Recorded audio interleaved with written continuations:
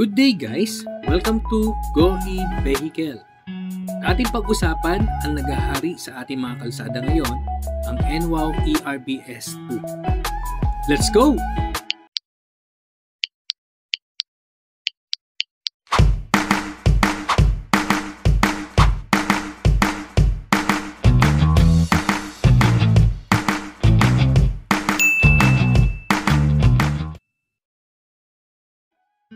Okay, welcome back to our channel. Pag-usapan natin ang hari ng mga e-trike ngayong mga panahong ito.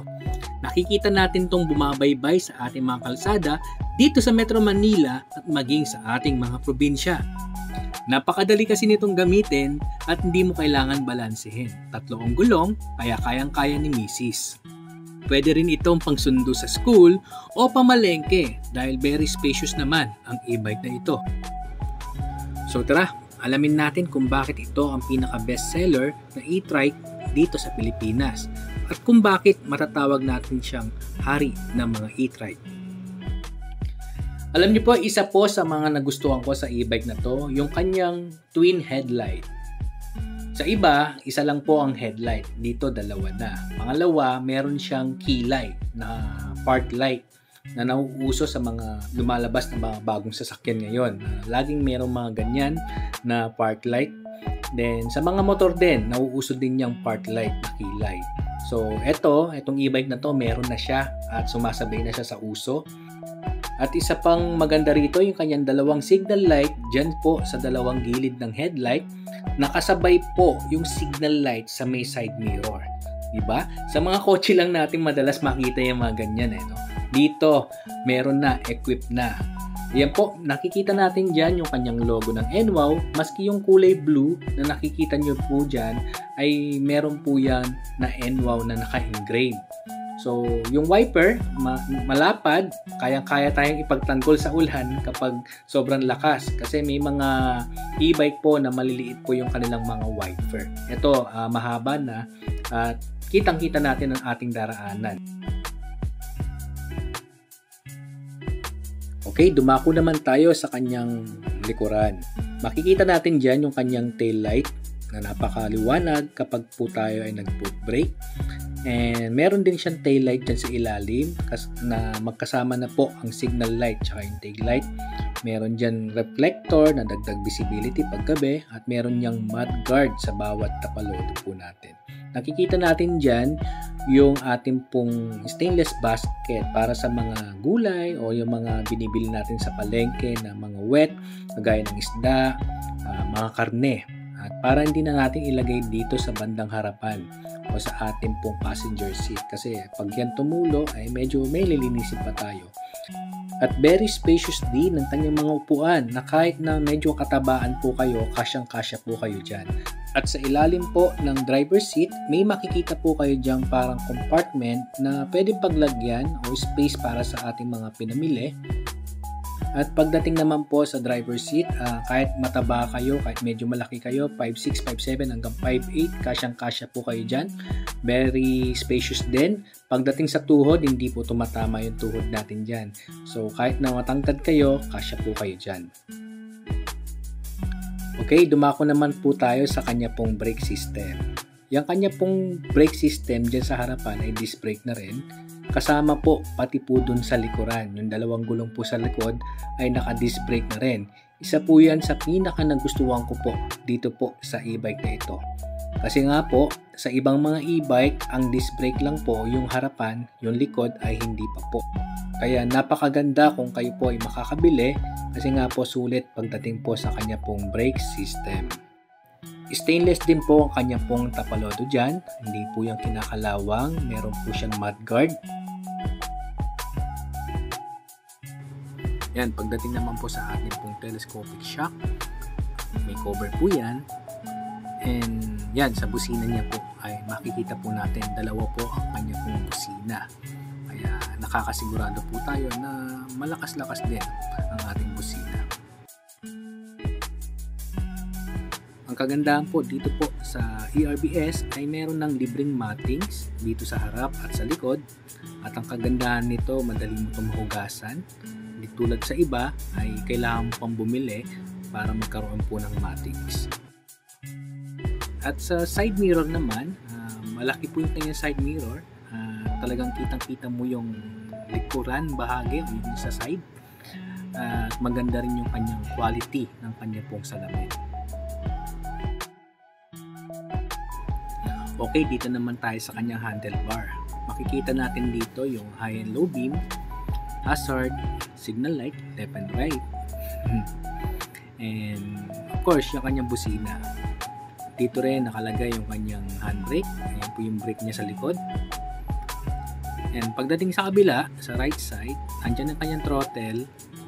Handbrake din uli para sa harapan. Ang kagandahan po kapag naka-handbrake po, kahit ano pong throttle po natin ay hindi po yan isa po yan sa dagdag na safety features po ng NWOW.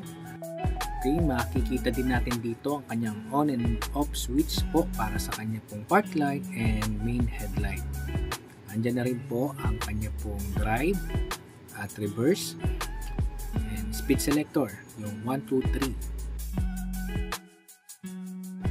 Okay, makikita natin dito sa bandang harapan ng red button para po sa patayan ng kanyang wiper. At meron din siyang box dito na mini compartment na lagay ng mga anek-anek or mga barya natin.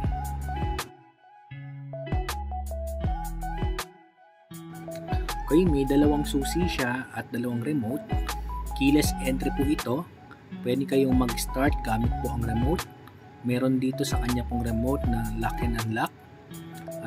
Especially meron din itong tinatawag na answer back button. Yan. You can try it kung kayo po ay makakabili dito po sa NWOW. Okay, dito naman tayo sa kanyang control panel na kulay blue ang kanyang pong backlight. Makikita natin dito yung bar and bolt meter. Kompleto na po siya. Sa ibang mga e-bike ay bar meter lang po ang meron. Ito, meron na rin siyang volt meter. Makikita mo rin dito yung kanyang speedometer, signal light indicator, trip meter at odometer. Yan po ang panel gauge ng ERBS2. Kung gusto niyo pong malaman kung gaano ka-importante po ang voltmeter sa ating mga kaibi dyan, panoorin niyo po ang ating pong video patungkol po sa baterya. Dito po itinalakay po namin kung gaano ka-importante ang meron pong voltmeter bukod po sa ating pong bar meter. Meron na rin po itong tarapal kung gusto nyo po, at kung ayaw nyo naman po at gusto nyo magpagawa sa labas, pwede po. Ilaless naman po ito sa total amount po ng SRP nitong ERBS. Okay, punta naman tayo sa pinaka-importanting pyesa po ng e-bike na ito, ang kanya pong baterya. Ang baterya niya po is 48 volts, 32 ampere.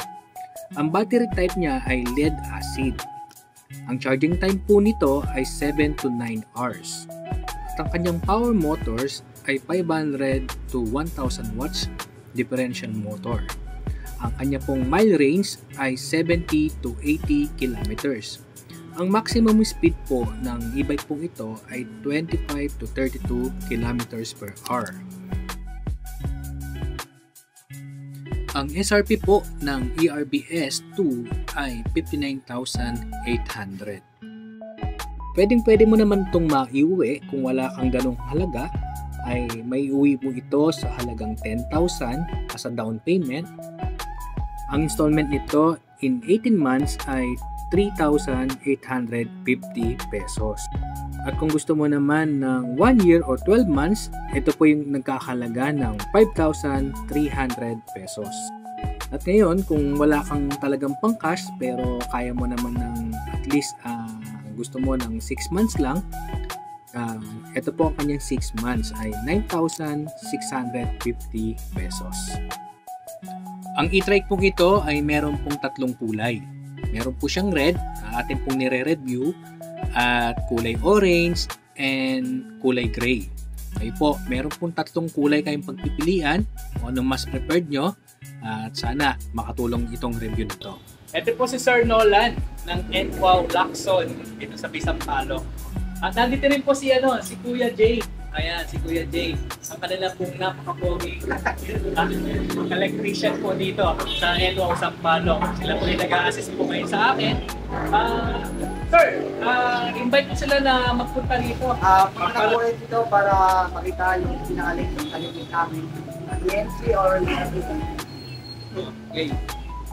I-assist po kayo ni Sir Jay at si Sir Nolan dito po sa Sampaloc, Lacson Avenue, no?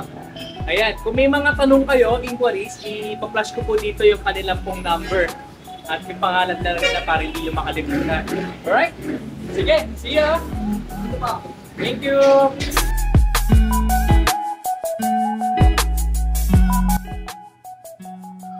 Okay, pagdating naman sa parts and services po ng NWOW, okay po sila. Wala po tayong masabi dyan. Very oriented ang kanilang mga staff.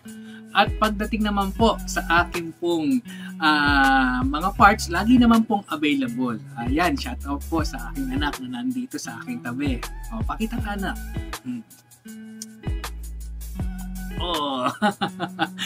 Anyway, ayan po, bago po makalimutan, lahat po ng mga ilaw ng ERBS ay lahat po ay LED na. So, kung meron po kayong mga gustong ipatapik or gustong i-review po natin dito po sa Go e-Vehicle, maaari lamang pong i-comment dyan sa ating pong comment box.